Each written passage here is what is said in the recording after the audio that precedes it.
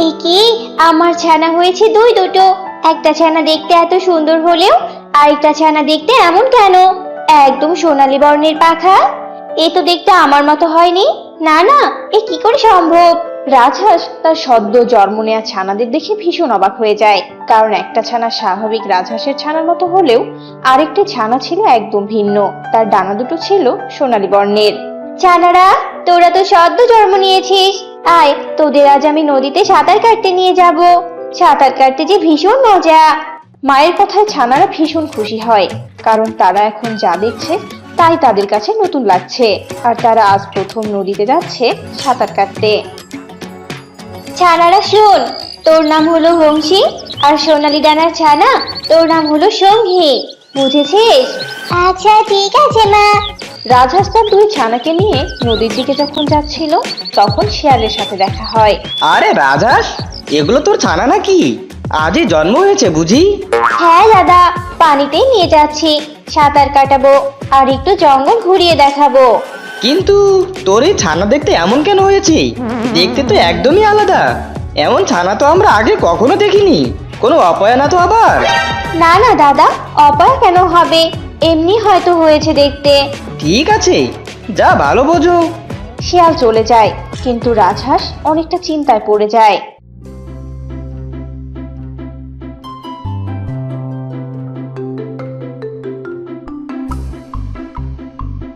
ছানারা, এই যে নদী, আয় আয়, তোরা ডানা নাড়িয়ে সাঁতার কেটে নে।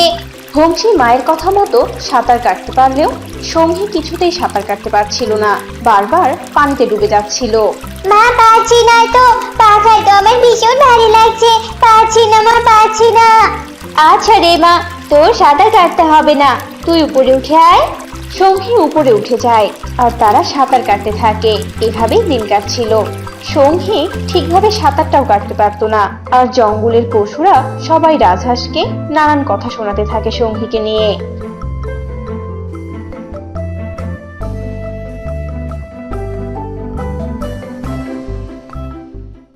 সত্যি কি তাহলে আমার এই ছানা আমার জন্য অপয়া? সত্যি, ও তো আমার মতো দেখতেও হয়নি। এমন সোনালী পাখা তো আমাদের রাজহাঁসের বংশে আগে কখনো দেখিনি। রাজহাঁস এসব ভাবতেই থাকে। এভাবেই আরো দিন কাটছিল।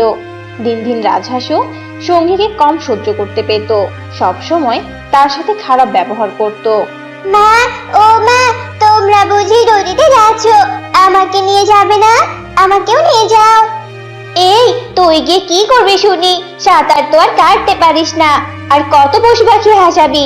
তার থেকে ঘরে পড়ে থাক। রাজহাঁস তার মেয়ে সঙ্গীকে রেখে চলে যায়। এদিকে একটা শকুন ক্ষুধার্ত পেট নিয়ে ঘুরছিল। বাবারে বাবা, যে খিদেটা পেয়েছে না, উড়েই চলেছি তখন থেকে। উফ, কই কই খাবার কই? ওই তো একটা রাজহাঁসের ছানা। যাই, আজ ওকে দিয়ে লাশটা সেরে ফেলি। শকুন উড়ে সঙ্গীর কাছে চলে আসে, আর শকুনকে দেখে সঙ্গী ভয়ে জড়সড় হয়ে যায়।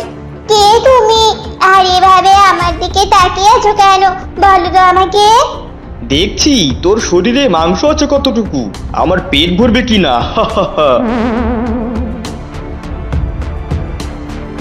শকুন মুখ দিয়ে সঙ্গীকে নিয়ে আকাশে উঠতে থাকে, আর সঙ্গী ভীষণ কাঁদতে থাকে।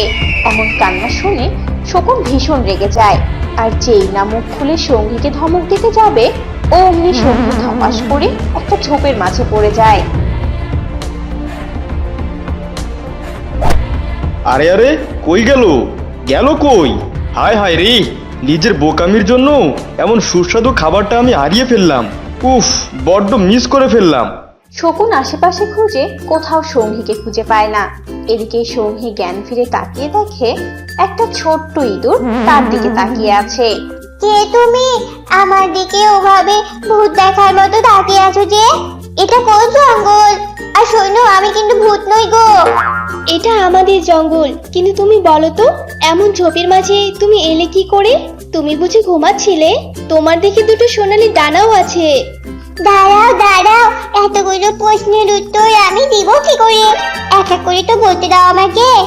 এরপর সঙ্গী ইঁদুরকে সবটা খুলে বলে। ও, বুঝেছি, তাহলে তো তুমি আজকে একটুর জন্য বেঁচে গেছো, নয়তো এতক্ষণ তো ওই দুষ্টু শকুনের পেটে থাকতে। তুমি কোনো চিন্তা করো না, এই জঙ্গলে তুমি আমার সাথেই থাকবে। আচ্ছা ঠিক আছে বন্ধু। এরপর থেকে সঙ্গী আর ইঁদুর মিলে একসাথে দিন কাটাতে থাকে।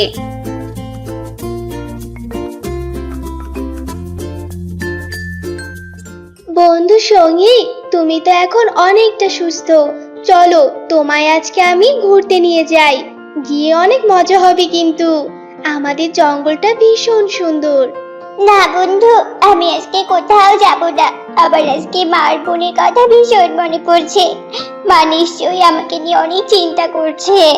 ওই জন্য তো বলছি, আমার সাথে চলো, তোমার অনেক ভালো লাগবে। ইঁদুর সঙ্গীকে নিয়ে চলে যায়। সঙ্গীর তার মার বোনের কথা মনে পড়লেও রাজহাঁস মেয়েকে দেখতে না পেয়ে ভীষণ খুশি হয়েছিল আর মনে মনে ভাবছিল আপদ বিদায় হয়ে ঠিক কাজ হয়েছে। কিন্তু সঙ্গীর ঠিক ওই মায়ের কথা মনে পড়ছিল। বন্ধু ইঁদুর, সত্যি তোমাদের জঙ্গলটা ভীষণ সুন্দর। আরে আরে, ইঁদুরের সাথে তো ভালোই একটা নাদুস নুদুস হাঁসের ছানা দেখতে পাচ্ছি। এমন ছানা তো আমি আগে কখনো খাইনি। তার মানে এর মাংস অনেক সুস্বাদু হবে। একে তো আমার খেতেই হবে। বাঘ মনে মনে সঙ্গীকে খাওয়ার ফন্দি করতে থাকে, কিন্তু কোনো উপায় খুঁজে পায় না। বাঘ রাতে ইঁদুরের গুহায় আসে আর ভীষণ ডাকতে থাকে। এই ছোট ইঁদুর, বাইরে বেরিয়ে আয় বলছি, তাড়াতাড়ি বেরিয়ে আয়। আরে এই বাঘ হঠাৎ আমার এখানে কেন? বন্ধু সঙ্গী, আমার মনে হয় এই বাঘের নজর তোমার দিকে পড়েছে। তুমি চুপ করে লুকিয়ে পড়ো, আমি দেখছি ব্যাপারটা। ইঁদুর বাহিরে বেরিয়ে আসে। আরে বাঘ রাজা, আপনি বলুন বলুন, আপনি হঠাৎ আমার মতো সামনে ইঁদুরের বাসায় আমাকেই ডেকে পাঠাতেন। আপনি এত কষ্ট করে এলেন যে? হয়েছে হয়েছে, আমাকে এত খাতির দেখাতে হবে না। আমাকে বল, তোর সাথে যে হাঁসটা দেখেছি ওটা কই? এই যে বেটা, যা ভেবেছিলাম তাই হলো। আসলে বাঘ রাজা, ও তো আমার নতুন বন্ধু, পাশের জঙ্গল থেকে ঘুরতে এসেছিল, আজকেই চলে গেছে। আরে নিশ্চয়ই তুই আমাকে মিথ্যে বলছিস, তাই না? আপনার বিশ্বাস না হলে আপনি দেখতে পারেন রাজামশাই। থাক থাক, আর বলতে হবে না। তবে শোন, এরপর এলে অবশ্যই আমার কাছে নিয়ে আসবি। এরপর বাঘ চলে যায় আর ইঁদুর আবার গুহায় চলে যায়। বন্ধু, আমি যা ভেবেছিলাম তাই সত্যি, ওই বাঘ তোমাকে খেতে চায়। শোনো, কাল থেকে তুমি আর গুহা থেকে বের হবে না, আমি তোমার জন্য খাবার নিয়ে আসব। আচ্ছা ঠিক আছে বন্ধু।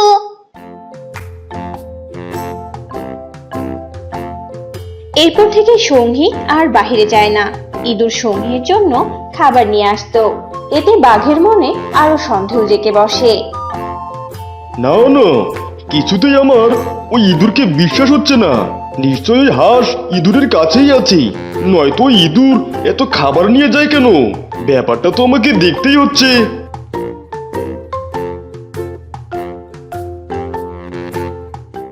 এরপর বাঘ ইঁদুরের বাড়ির দিকে নজর রাখতে থাকে আর একদিন বুঝতে পারে যে সত্যি সত্যি ইঁদুরের সাথে ওই হাঁসও থাকে। এই ইঁদুর বেটা, বেরিয়ে আয় বলছি। ও এসেছিস?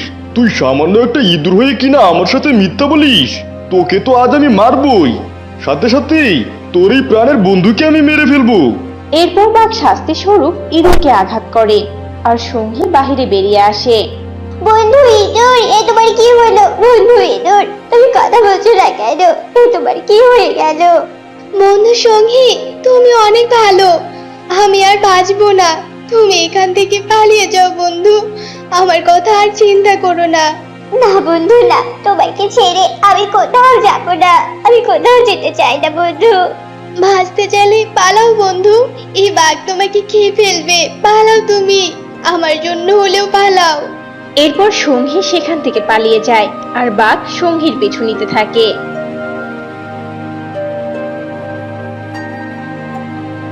আরে আরে, এই হাঁসটা আবার কোথায় গেল? এখানেই তো দেখলাম, তাহলে লুকালো কোথায়? না না না, এ তো হতেই পারে না। বাঘ সঙ্গীকে হারিয়ে ফেলে আর এদিকে সঙ্গী ঝোপের আড়ালে হাঁপাতে থাকে। আমার বন্ধু কিনা আমার জন্য নিজের প্রাণ দিয়ে দিল। তোমাকে অনেক মনে পড়বে বন্ধু, তুমি আমার অনেক ভালো বন্ধু ছিলে। সঙ্গী অনেকক্ষণ ঝোপের আড়ালে লুকিয়ে থাকে আর অনেকক্ষণ পর সেখান থেকে বেরিয়ে আসে আর অসহায়ের মতো কাঁদতে থাকে।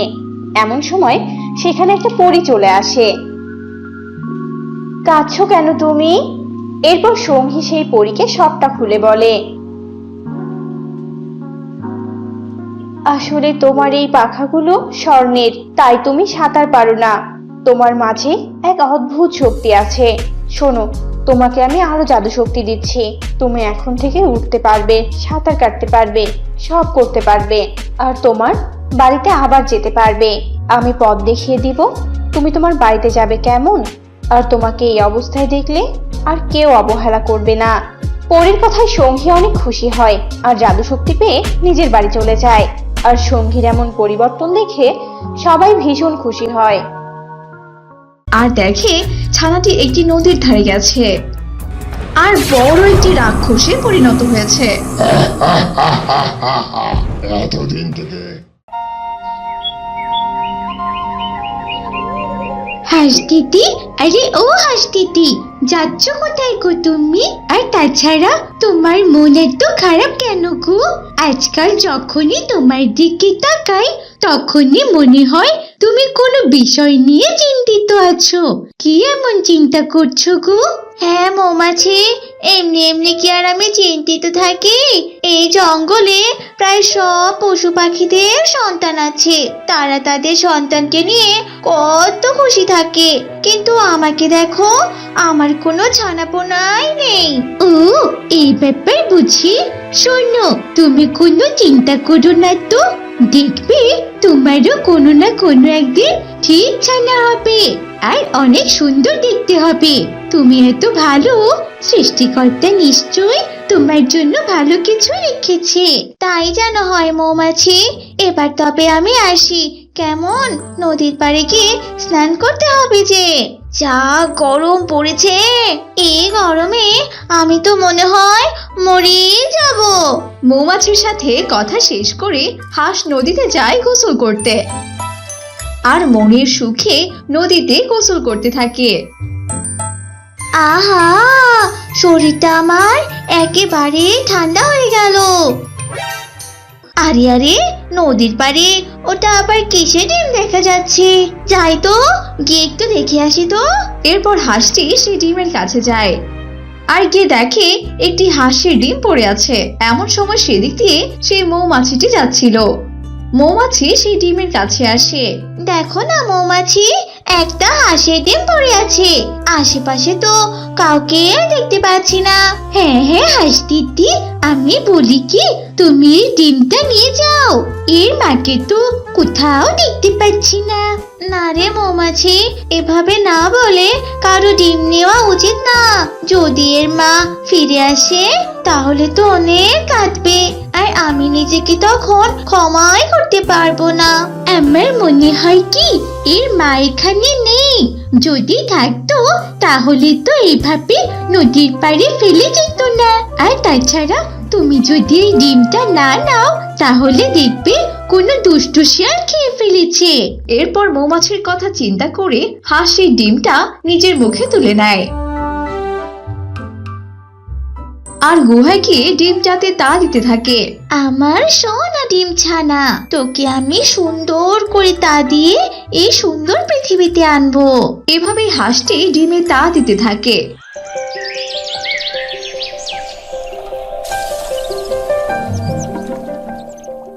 আর কিছুদিনের মাঝে ডিমটি থেকে একটি সুন্দর হাঁসের ছানা জন্ম নেয়। এতে হাঁস ভীষণ খুশি হয়ে যায়।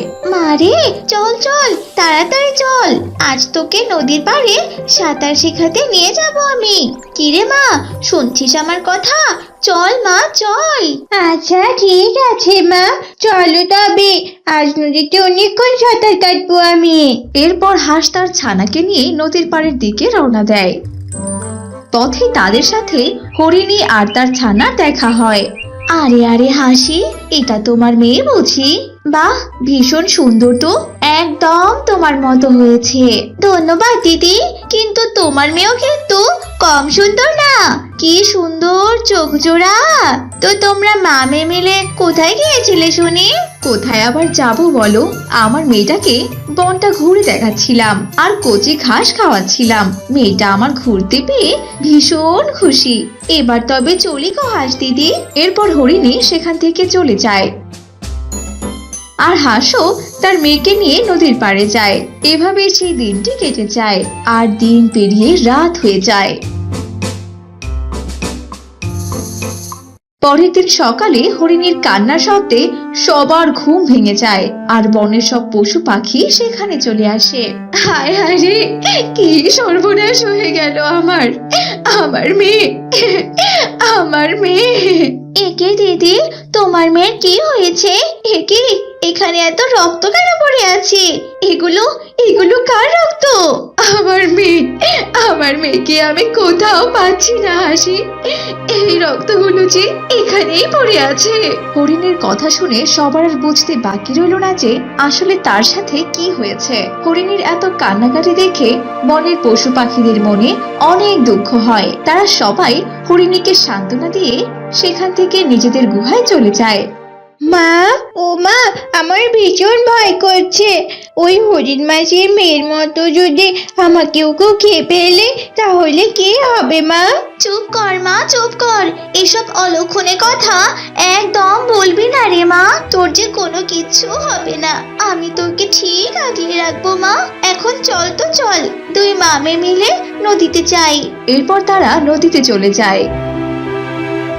এভাবেই দিন কাটতে থাকে। কিন্তু দিন দিন বনের পশু পাখিদের মাঝে আরো আতঙ্ক ছড়িয়ে পড়ে, কারণ প্রতিদিন কোনো না কোনো ছানা হারিয়ে যেত। এতে পশুরা অনেক চিন্তায় পড়ে যায় আর সবাই মিলে একটি সভার আয়োজন করে। সেখানে সবাই উপস্থিত ছিল। কি সব হচ্ছে এগুলো? আমাদের মাঝে কেউ এমন ক্ষতি করছে আর আমরা ধরতেই পারছি না। এটা তো হতে পারে না। আমার প্রজারা, তোমরা তোমাদের কোনো মতবাদ দাও। তোমাদের মাঝে কাকে এই চোর মনে হয়? সিংহের এমন কথা শুনে পশু পাখিরা অনেক চিন্তায় পড়ে যায়। আর তখন একটি টুনি পাখি এসে বলে, সিংহ মহারাজ, আমার মনে হয় এসব পাজি শিয়ালের কাজ। কারণ পাজি শিয়াল আগে এমন অন্যায় করত। তাছাড়া আমি মাঝে মাঝে রাতে পাজি শিয়ালকে বনে ঘুরে বেড়াতে দেখতাম। টুনি পাখির এমন কথা শুনে সবাই অনেক অবাক হয়ে যায় আর তারাও সম্মতি দেয়। না না মহারাজ, আপনি এসব কথা বিশ্বাস করবেন না। আমি আর এসব অন্যায় করি না। আমি এখন ভালো হয়ে গেছি। আপনি বিশ্বাস করুন মহারাজ। শিয়াল এত করে বলার পরেও কেউ কিছুতেই বিশ্বাস করে না। সবাই মিলে শিয়ালকে কারাগারে নিক্ষেপ করে। এভাবেই দিন কাটতে থাকে। কিন্তু শিয়াল বন্দী হওয়ার পরেও জঙ্গলে ছানা হারানো একদমই কমে না। না, বড় চিন্তায় পড়ে গেলাম। পাজি শিয়ালকে তো বন্দি করেছি, তাহলে এভাবে শিকার করছে কি? একে কি? আমার মেয়েটা আবার কোথায়? এত রাতে আমার মেয়েটা কোথায় গেল? আমার মেয়েটার কোনো ক্ষতি হলো না তো? না না, এক্ষুনি আমাকে খুঁজে বের করতে হবে। এরপর হাঁস তার মেয়েকে খুঁজতে থাকে। একে কি? এ আমি কি দেখছি? আমার মেয়েটা এত রাতে ওভাবে হেঁটে হেঁটে কোথায় যাচ্ছে? না, পিছু গিয়ে একবার দেখি তো।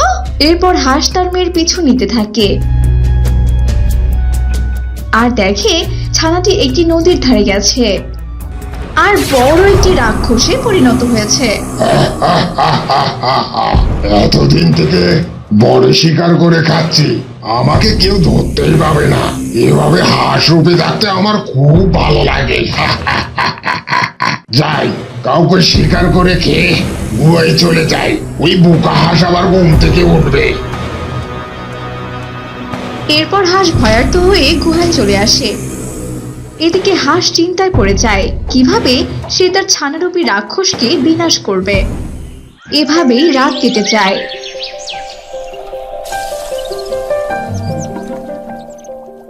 ইকি মা, তুমি এভাবে আগুন নিয়ে এসেছো কেন? এরপর হাঁসটি তার ছানার শরীরে আগুন লাগিয়ে দেয় আর ছানাটি সেখানেই পুড়ে ভস্ম হয়ে যায়। তোকে আমি নিজের মেয়ের মতোই ভালোবাসতাম, আর তুই কিনা আমাকে ঠকালি। জঙ্গলের সবার ভালোর জন্য তোকে আমাকে মারতে হবে।